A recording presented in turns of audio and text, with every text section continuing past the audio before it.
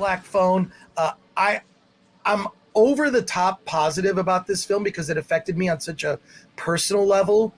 I mentioned in another video that's on our channel that there was a child killer, the Oakland County child killer, that terrorized the Detroit suburbs back in the 70s. And I was the same age as one of the kids that was abducted literally blocks from where I lived as a kid in Royal Oak, Michigan. This kid was from Berkeley, Michigan. His name was Timothy King. I remember seeing photos of him in the newspaper, and it just shook me as a kid. Had nightmares about these kids would get abducted and they'd disappear and there'd be a search for them. And a week or two later, their body would be found in a ditch. And I remember one detail about it was that Timothy King had eaten a banquet chicken pot pie dinner as his last meal when they did the autopsy. It frightened me. This movie, The Black Phone, is about a child, a person who abducts children and murders them, played by Ethan Hawke, the killer. He uses this method of, oh my God, it's so frightening because it's rooted in such a reality of the time, right? It's so like sort of mid to late 70s. It's a boy and a young boy and his sister. His sister kind of maybe has like these psychic abilities, maybe not. Their abusive father, played by Jeremy Davies, wants her to suppress that. Please, you got to suppress all that. Don't use your these abilities. And of course, this boy is abducted, and all these other kids who you get to know are abducted, and their bodies turn up. And actually, I don't want to spoil it. Actually, their bodies don't turn up in the middle, at least. I don't want to say anything. Yeah, just forget he said it. These kids disappear and they can't find them. So it brought back all these memories of that. And the way that the story is told with such a humanity. This is the best cast of young child actors since I would say something like Dazed and Confused, where it's like all fresh faces, kids you haven't seen before in these roles where they're so powerful. They're not acting like you would in some Disney Channel show. They act like real kids with real problems, most of it, centering around bullying and whatnot.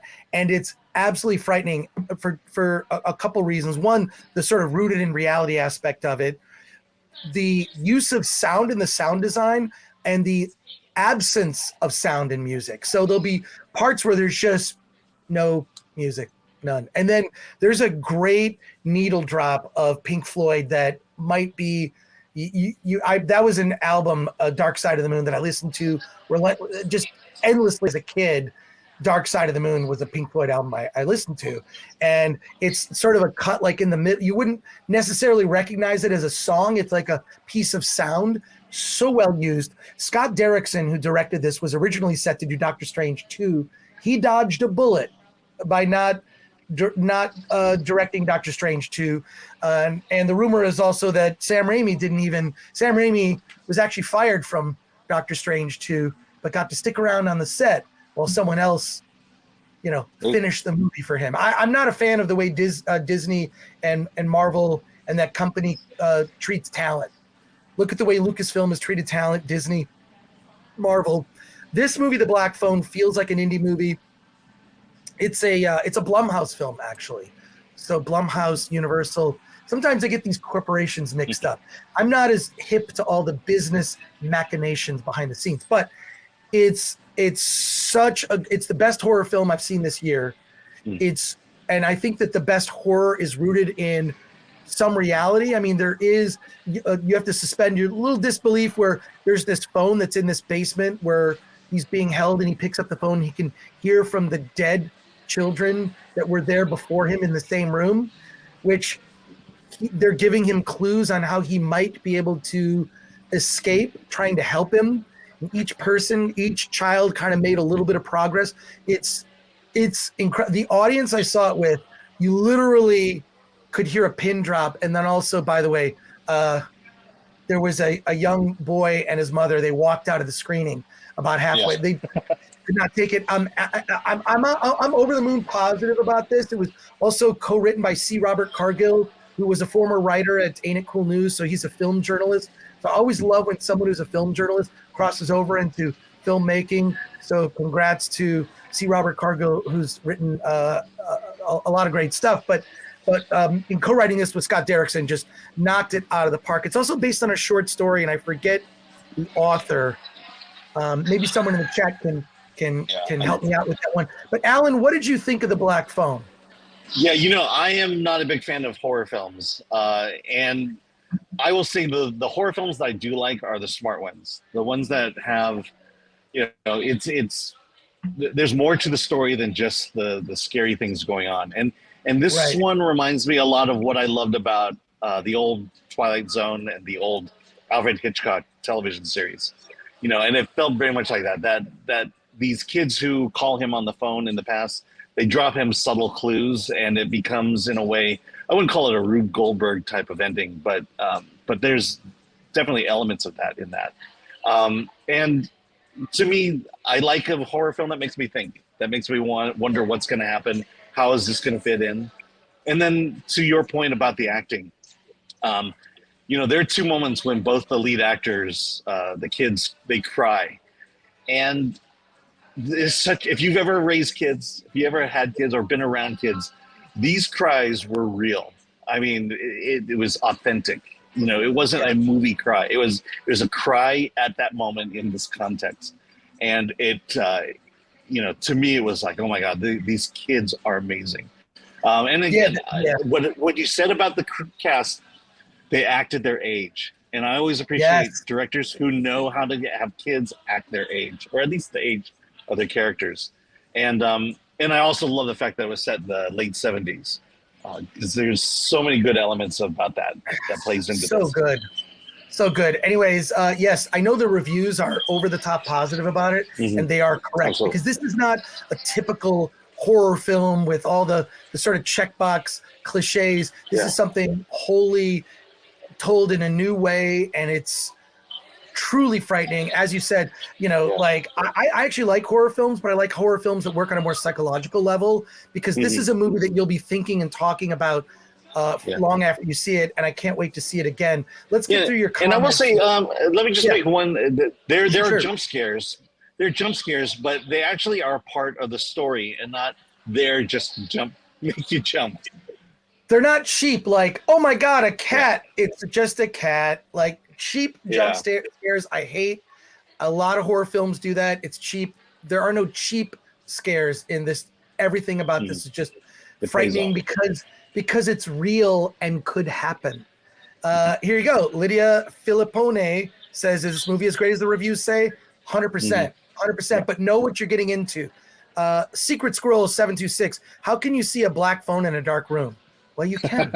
Patrick Lemire says, why was the Michigan serial killer called Oakland? It was the Oakland County child killer because all the killings took place in Oakland County, which is a region of Michigan. So Oakland County child killer. And you should Google that if you want to read about the real story. They think that it was a cold case that they think they've solved after the fact. And it's haunting. You talk to anyone who grew up during that time, everybody knew the Oakland County child killer.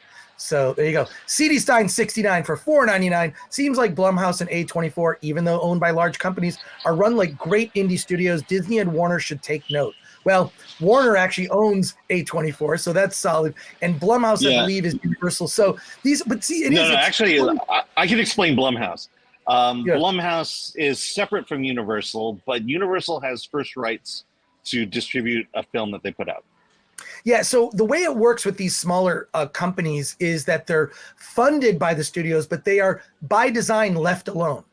So they're left alone so they can they're not micromanaged by the studios, and they cost them. These movies do not cost. I can't believe that The Black Phone costs more than, it didn't cost $50 million. Let's say that, probably along the lines of like 10 or 20 million, but that's a low budget movie for a studio, and it's worth the investment. You can make 10 Black Phones for the cost of one Lightyear, right? Same thing with Marcel the Shell. So, and they're run differently. These are separate studios, so it's different management, different corporate culture, probably very anti-corporate more than anything.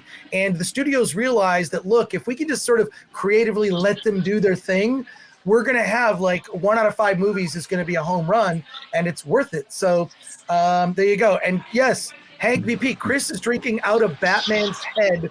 What sorcery is this? Yeah, I love my Batman. It even has the ears. So, but get yourself a Film Threat mug before you get the Batman mug. There you go. Mike, okay, Patrick Lemire, my greatest fear is my son being harmed. Patrick Lemire. Yeah. When my kids were little, that was like, I don't fear death. I don't fear anything. I fear anything harm coming to my child. It is every parent's worst nightmare. I don't even, like, if anything happened to my kids, I don't know how I would go on living or caring much about anything in life. So Patrick, I completely understand your comment there. And that's why I don't recommend, Patrick has another comment here. I have a 14-year-old son, black phone might be super traumatic. Yes. Do not take your 14-year-old son. I think he's probably the same age as the kid in the movie. I would recommend Patrick. I think, like, my daughter loved horror films as a kid. She saw Alien at an age and just fell in love with everything H.R. Giger. She went down this path of uncovering his art. My daughter's an artist. And so I think you have to know, and my son is completely different, does not like horror films, doesn't care, doesn't want to see him, doesn't like them. So I kind of have to gauge your own taste. 14, it will be traumatic. You know what? I'd say 50-50 on that. I'd say see it first. Yeah. I think the kid is maybe a freshman or sophomore in high school. So he's around 14. Yeah. And the other thing is, in the 70s, we didn't have phones to be able to track our kids. And so I remember thinking back at that time, I was just running free on the streets when I was that kid's age, even younger than that. Yeah. Remember that era? You'd go like, literally my mom would yell out, dinner, Chris, dinner. Like, and it just like, I'd hear, because I would be like within a block of, I'd be at the park or whatever. Oh, is my mom yell? And she'd come over and yell at the park. This is when you had screen doors. You didn't lock your doors. Nobody, you know what I mean? It's like, it was such a different era. And now maybe we've kind of overcorrected by overprotecting kids when part of that, like, but I feel like I'm the last generation of, I never wore a helmet riding my bike ever. Never wore a helmet, not once. And I skinned my knee. You know what? It hurt. I got up. I walked it off. Yeah, so, I remember in junior high, I would just walk out the house, walk to the movie theater, watch a film, not tell anybody where I was, and then just come home. Yeah. I used to go to this theater called the Berkeley Theater. It was $1. It was 3 blocks from my house. I walked to the movie theater as a kid, paid $1, and I saw The Empire Strikes Back for the 7th time. And I walked, and then I walked home. I was out. Kind of, you knew you had to go home. It's like, it's getting dark. We should go home. But I stayed out past dark. Whatever. Derek Douglas says Ethan Hawke is good, 100%. Spidey Sensei says it's 11. Do you know where your kids are? Yes, and not my not the Batman says that's not my head. Kind of looks like your head. Looks like your head a little bit. With the eyes. Kung Fu Hot Dog for £5 says first time super chat from the UK. Chris, will your G4 doc be available to buy on Blu-ray? Watching your Fab Fantastic Four doc as well. Be well, gents. Well, it's not my Fantastic Four documentary. It's but I am in that doc. I counted at last count. I'm in like 16, 17 docs, including a couple that haven't come out yet. But the G4 doc, which I am directing, will be out. We're looking at a fall to early 2023 release on Blu-ray. What I'll try to do is do a region-free version so you can get it. There you go. It'll also be available on digital. So in fact, we're doing a screening of it on Thursday, July 21st at 7 p.m. during San Diego Comic-Con at a theater within the vicinity of San Diego Comic-Con. And that secret will be revealed in the next few weeks, how you can get tickets. Thank you, Kung Fu Hot Dog, for your support. We're going to be screening the doc there because we're getting close to picture cut. We want to watch it with an audience so we can see kind of like where to make trims and cuts. Flaccid Phoenix says, I grew up in the early 2000s. Parents didn't care. My brother and I doing stuff in the neighborhood because they knew no one wanted us. Well, I grew up during that time. We played games. We played tag. We played a version of tag where it's like, if you get tagged, then you're a vampire. It was like vampires, so it's like you had to basically the whole game was like it was like last person standing who wasn't tagged, and you would become a vampire. We did we played Night of the Living Dead. It was weird. I used to have a Super 8 projector, and the kids would come over from the neighborhood, and I would project Super 8 movies on the side of my garage. We'd all eat popcorn outside during the summer, and I had a full-length print, Super 8 print, of Night of the Living Dead. It was on 2 reels, and we would just watch movies in my backyard. I built a movie theater in my basement by cutting a hole through the laundry chute. So the loud clackety projector was in the laundry chute. And then I cut this hole, and then you'd watch the movies. We'd watch I used to go to this place called Thomas Film Classics in Michigan to buy Super 8 movies. Yes, a lot of detail on that. Dempsey asks, what shirt is Alan wearing? It's just a Jurassic Park shirt. Oh, there you go. Jurassic Park or World? Jurassic Park. Okay, there you go. The original, yeah, the better of the films. Spidey Sensei 72. Alan is like the 4th reviewer I've heard mention this kid's crying scene. Must be pretty creepy or something. Here's why. It's not creepy. It's not creepy. It's authentic. That's the point I'm making. Yeah, 100%. It's so authentic. You're like, oh, that's not acting. That's a kid crying. So yes. I have been informed by Flaccid Phoenix that the short story is by Joe Hill, that The Black Phone is based on. And I can't imagine what that story is like. Sounds like a pseudonym to me. Yeah.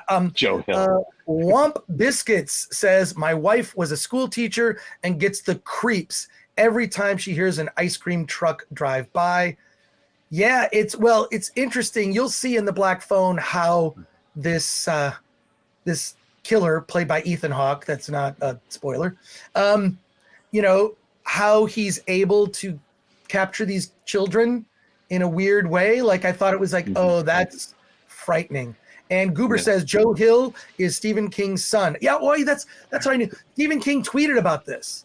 He posted about that he's proud of his son's short story. So there you go. Celluloid Therapy says, like father, like son, Joe Hill with children being harmed. Interesting indeed.